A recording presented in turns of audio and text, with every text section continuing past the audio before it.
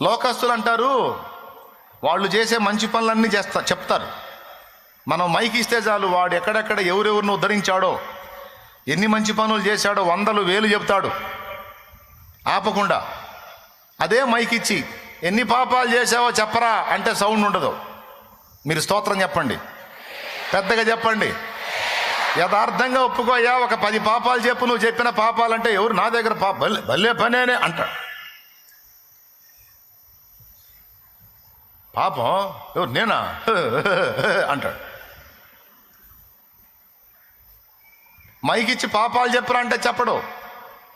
నా దగ్గర ఏముందంటే అసలు నా దగ్గర ఏం లేదండి అంటాడు. అదే పెద్ద పాపం. మనము పాపము చేయలేదని చెప్పుకుని ఎడల దేవుని అబద్ధికునిగా చేసిన వారమగుదుము. యోహాను రాసిన మొదటి పత్రిక 1వ అధ్యాయము 7-8 వచనాలు ఇంటికి పోయి చదువు. ఇప్పుడు నగలు చూడు. స్తోత్రం. కానీ వాస్తవం మీరు చెప్పండి, మనం చేసేది అచ్చంగా మంచి పనులైనా దరిద్ర పనులు కూడా ఉంటాయా అనా? యథార్థంగా చెప్పుకోవాలా, తప్పైద్ది. లేకపోతే దరిద్ర పనులు కూడా ఉంటాయి అన్నోళ్ళు చేతులు ఎత్తండి. అది మీకు తెలుసు కాబట్టి రక్షణలోకి వచ్చారు మీరు. అంటే పరిశుద్ధమైన వస్త్రం లాంటి నీతి క్రియలు ఉన్నాయి, దానికి తగ్గట్టు పాపక్రియలు కూడా ఉన్నాయి. ఈ రెండు కలగా పొలగం అయిపోయి తెల్లని వస్త్రం మురికి బట్ట అయిపోయింది. అందుకన్నాడు, మా క్రియలు, మా నీతి క్రియలన్నీ మురికి గుడ్డలు అన్నాడు. వస్త్రాలే కానీ మురికి పట్టినాయి, వేసుకోవడానికి పనికొస్తాయా? పెయింటర్లు వేసుకుంటారు డ్రెస్సు, యూనిఫామ్, మామూలుగా మంచి బట్టలు కట్టుకొని వస్తాడు.